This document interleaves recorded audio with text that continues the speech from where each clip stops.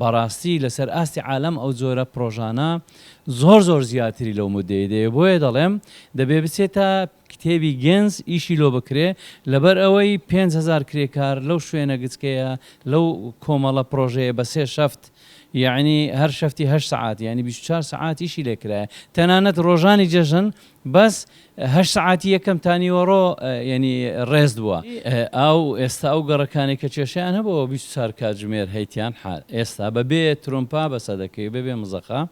و لە گەڕەکەکانی تری هەولێریش بە هەمان شێوە دەبێت و ئاو یەکێکە لەوەی کەوا پێداویستە سەرەتایەکانی هاوڵاتی ئاو یەکێکە لە خۆشگوزەرانی هاوڵاتی یعنی ئەمە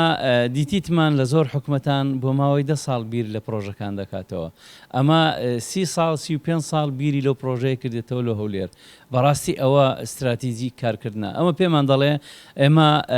هاوڵاتی خۆمان خۆش دەوێ.